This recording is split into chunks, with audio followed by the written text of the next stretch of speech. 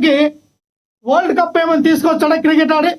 లేదా ఆయన ఏమైనా మన భారతదేశానికి ఒలింపిక్స్లో మరి పాల్గొని రన్నింగ్ రేస్లో నంబర్ 1 పొజిషన్లో గెలిచాడా? లేకపోతే కిక్ బాక్సింగ్ ఆడి బంగారు పథకం తీసుకొచ్చాడా? లేదు ఆయన కరాటే ఆడి బ్లాక్ బెల్ట్ ఏమి తీసుకొచ్చాడా? లేదు లాంగ్ జంప్ హై జంప్ చేసి ఏమైనా పథకాలు తీసుకొచ్చాడా? లేదు కదా.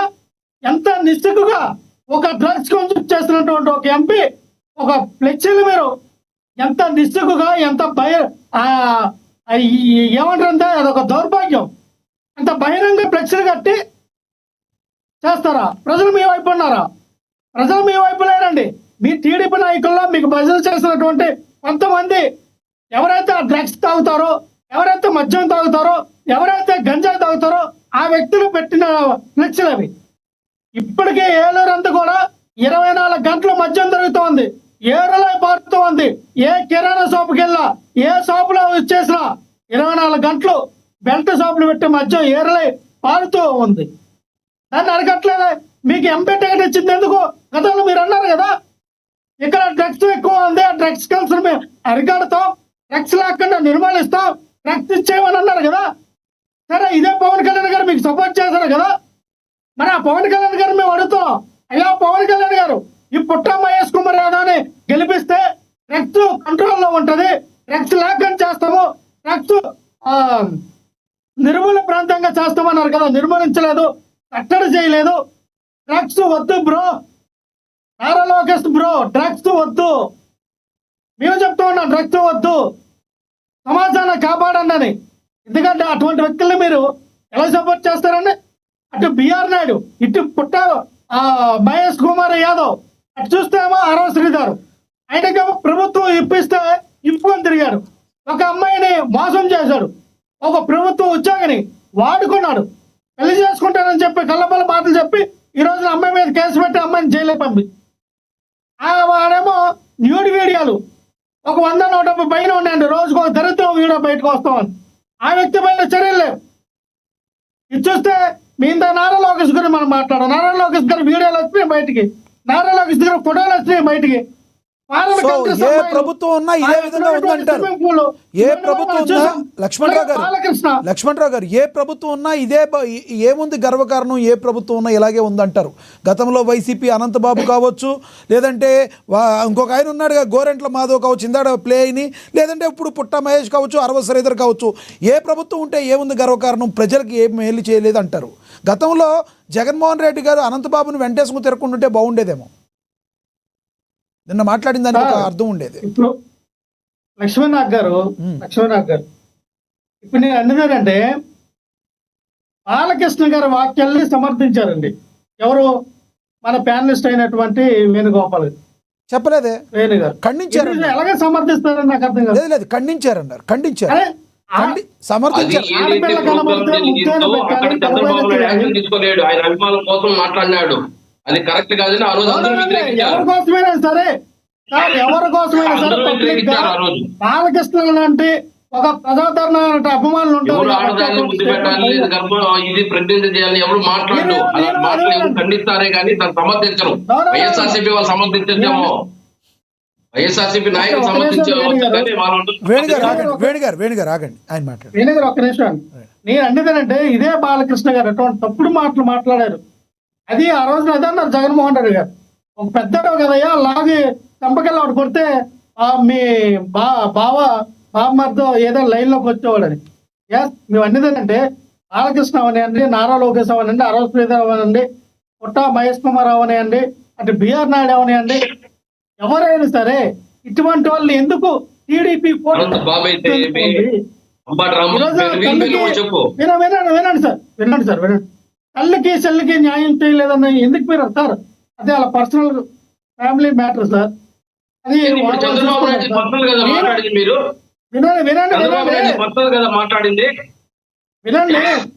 వినండి. మనం మానాలంటే ఈ రోజున పట్టుకుని భార్యలకి న్యాయం చేయలేనటువంటి పవన్ కళ్యాణ్ గారు 3 పెళ్లిళ్ళు చేసుకున్నారని అనవలసి వస్తుంది. అది ఆయన పర్సనల్. అది 3 కాదు 100 పెళ్లిళ్ళు చేసుకుంటారు. అనంతా అరే ఫస్ట్ భార్యకి న్యాయం చేయలేకపోయాడే, రెండో భార్యకి న్యాయం చేయలేకపోయాడే, ఇప్పుడు మూడో భార్య కూడా న్యాయం చేయలేక నాలుగో ఎవరో ఉన్నారంటే దాని పుకార్లు రెండో వస్తూ భార్య ఉన్నాయి. గాని మూడో అది భార్య తప్పదు. గాని మిమ్మల్ని వచ్చి అంటే న్యాయం వాళ్ళ చేయమని కుటుంబం- అడిగితే ఆ రోజు మీడియాలో మాట్లాడండి. వినండి. ఎవరు వ్యక్తిగత వినండి, తల్లికి చెల్లి కన్నా విషయం వస్తే చంద్రబాబు మీరు న్యాయం చేయమని అడుగుతాంది మమ్మల్ని. పరిస్థితి ఉంటుంది. ఇంకోసారి కానీ జగన్మోహన్ రెడ్డి గారి విషయంలో తల్లి చెల్లి అనే పదం ఎవరు వాడినా సరే వాళ్ళకి రకాలుగా వాళ్ళ కుటుంబ సభ్యులతో ఒకరు టీడీపీలో మాట్లాడితే సేమ్ నారీ బ్రాహ్మణి గాని లేదంటే లోకేష్ మందు తాగడం, లోకేష్ అమ్మాయితో తిరిగినాడని చెప్పి మాట్లాడడానికి మాత్రం మీకు అర్హత ఉండేటప్పుడు మేము కూడా జగన్మోహన్ రెడ్డి గారికి సొంత చెల్లికి న్యాయం చేయమని అడుగుతాము. లేదా మీలా సొంత చెల్లికి అల్పార్మెంట్ పాటు వాడితే వైఎస్ఆర్సీపీ నాయకులు దాన్ని కూడా సపోర్ట్ చేశారు జగన్మోహన్ రెడ్డి గారు. అది కరెక్టా? ఏమని రవీంద్ర రెడ్డి మాట్లాడినాడు షర్మిలమ్మని, మరి జగన్మోహన్ రెడ్డి గారు ఏం మాట్లాడిపోతుంది? ఏమైనా యాక్షన్ తీసుకున్నాడు అతని పైన? సమర్థించాడు కానీ వల్ల రవీంద్ర రెడ్డి షర్మిలమ్మ పైన అన్పార్మెంట్ వాడు వాడాడే, మరి జగన్మోహన్ రెడ్డి గారు సమర్థించారు దాన్ని? ఏమన్నా దాన్ని వ్యతిరేకించాడా? సమర్థించాడా? ఎలా సమర్థిస్తాడు? మీరు ఆయన సొంత చెల్లి కాబట్టి ఆయన ఎవరో మాట్లాడినా కూడా ఆయన బొమ్మను ఉంటే మీరు చూస్తూ ఉండాలి. ఆ మహిళ కాదా? వినవయ్యా వేణు గారు, వినవయ్యా నీ అన్నదేనంటే చెప్పేదే కాదు, నువ్వు షర్మిలమ్మ గురించి విజయమ్మ గురించి మాట్లాడితే అది కరెక్ట్ కాదన్నప్పుడు ఆమెను కూడా విమర్శిస్తున్నారు వైఎస్ఆర్సీపీ నాయకులు. వినండి, వర్రా రవీంద్ర రెడ్డి అనే వ్యక్తి ఎక్కడ తప్పు చేయలేదు. షర్మిల గారి మీద ఎటువంటి అసభ్యకరమైనటువంటి పోస్టులు పెట్టలేదు. వినండి, షర్మిలమ్మని వైఎస్ఆర్సీపీ నాయకులు మాట్లాడుతున్నారు. లక్ష వీడియో చూపిస్తాను వినండి, చెప్తాను కదా. వర్రా రవీంద్ర రెడ్డి గారు సేమ్ అటువంటి ఫేస్బుక్ లో ఆ ఐడెంటిటీ పెట్టి పోషన్ అనే వ్యక్తి చేశాడు. వైజాగ్ సంబంధించిన వ్యక్తి. ఆ వ్యక్తి అమెరికా నుంచి ఒక వ్యక్తి అమ్మ షర్మిలమ్మ చంద్రబాబు నాయుడు బాగుందా అని అన్పార్మెంట్ వాడలేదా? ఆ వీడియోలంతా వీళ్ళు కనపడదా? దానికి జగన్మోహన్ రెడ్డి గారు ఏమైనా దాన్ని యాక్షన్ తీసుకున్నాడా? వినండి, ఎవరున్నాడు మా పార్టీ ఈ రోజున ఆడెవడాడు కిరాక్ ఆర్పి గాడు, సీమపందిలో ఊరిపోయినటువంటి శివరాజు గాడు, వీళ్ళందరూ ఎవరండి? మీరు పెంచి పోషిస్తున్నారా? ఆ ఎదవల్ని ఆ సన్నాసులు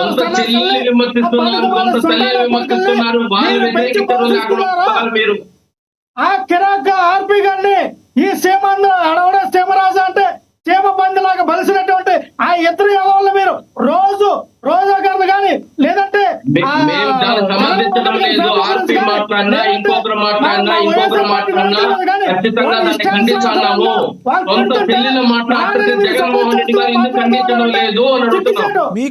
మీకు తెలవట్లేదండి వేణుగోపాల్ గారు. మీరు ఒకటి గుర్తుంచుకోవాలి, వేణుగోపాల్ గారు మీరు రాజకీయం ఎప్పుడు నేర్చుకుంటారో మీకు తెలవట్లేదు. ఎప్పుడన్నా ఉన్నా కూడా ఎవరితోన్నా తిట్టించాలన్నా, బండ బూతులు తిట్టించాలన్నా మీ పార్టీలో చేర్చుకోకుండా తిట్టించండి, మంచిగా తప్పించుకోవచ్చు. శ్రీరెడ్డి గారు వాళ్ళ పార్టీ కాదు, బోరుగడ్డ అనిలు వాళ్ళ పార్టీ కాదు. మీరు అలా తిట్టించుకోవాలి. వాళ్ళ పార్టీ కాదండి, వాళ్ళు ఎవరు వాళ్ళ పార్టీ కాదు. ఆర్పీ మీ పార్టీయేగా. మీరు రాజకీయం నేర్చుకోకపోతే ఎట్ట? రైట్ మీరు ఆగండి, ఆయన మాట్లాడండి. లక్ష్మణ్ రావు గారిని మాట్లాడండి. మళ్ళీ టీడీపీ విజయశేఖర్ రెడ్డి గారి దగ్గరికి వెళ్ళాలి. లక్ష్మణ్ రావు గారు ప్లీజ్ కంటిన్యూ. నేను అదేదాన్ని లక్ష్మీనాథ్ గారు ఎవరో ఇప్పుడు మనం చూసాం సార్. నాకు ఎంత బాధ అనిపించిందంటే మన ఉమ్మడి ఆంధ్రప్రదేశ్ రాష్ట్రానికి సీఎం అయ్యే స్థాయిలో ఒకన్న దశలో సీఎం అవుతారు, అయిన సీఎం అని వచ్చింది, వార్తలు వచ్చినాయి.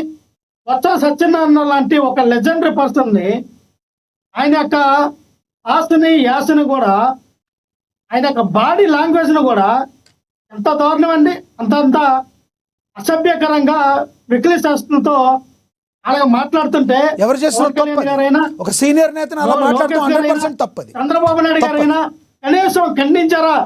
బాబు కిరాక్ ఆర్పి అలాగ పెద్ద ఆయన గురించి సారీ చెప్పాడు కదండి ఆయన. తర్వాత మీరు చూడలేదు ఆ వీడియో? చేయడం తప్పది, సారీ చెప్పాడు. తర్వాత చూసాను సార్. సారీ చెప్పినంత మాత్రాన మేము ఆయనకు వార్నింగ్ ఇచ్చాం కాబట్టి సారీ చెప్పారు కాదండి.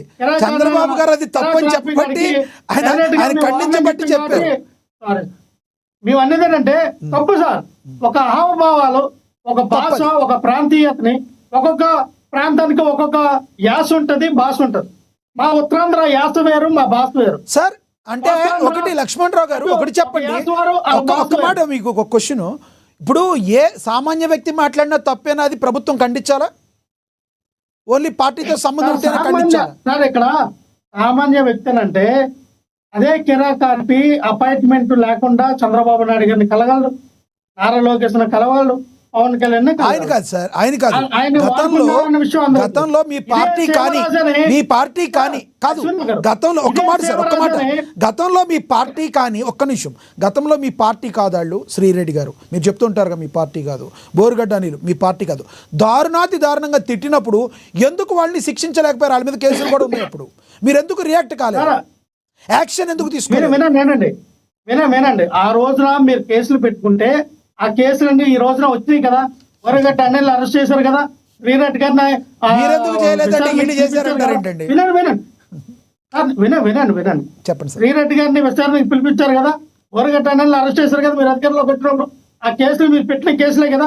నేను అడిగిదేనంటే సార్, ఈ రోజున ఈ వ్యవహారం అంటే ఈ రోజు మనం చూస్తే ఎలా ఉంటుందంటే, నిన్న కాక నిన్న ఎవడైతే మాట్లాడేది శివాజీ సినిమా హీరో శివాజీ పెద్ద పెద్ద గతంలో తిట్టాడు, ఇదే నరేంద్ర మోడీని తిట్టాడు, ఇదే చంద్రబాబు నాయుడు తిట్టాడు. ఈ రోజు ఏమో మళ్ళీ జగన్మోహన్ రెడ్డి గురించి మాట్లాడు. రైట్. అది జగన్మోహన్ రెడ్డి గారు 2019 అధికారంలో ఉంటే ఈయనేమో వెళ్ళిపోయాడు, ఎక్కడికి అండర్ గ్రౌండ్ లోకి వెళ్ళిపోయాడు. ఆ శివాజీని ఈ రోజున నా అన్వేషణ ఉత్కారేస్తాడు కదా. నా అన్వేషణ ఎవరైతే మా ఉత్తరాంధ్ర వాడు, మా వైజాగ్ మీ వైసీపీ ఆయన అంటే ఆయన కాదు సార్, మీ వైసీపీ ఆయన ఈ రోజు ఉత్కారం కాదు సార్, ఉతికారేసింది మీ వైసీపీనా ఒక సామాన్యుడు పోనీ ఆయన?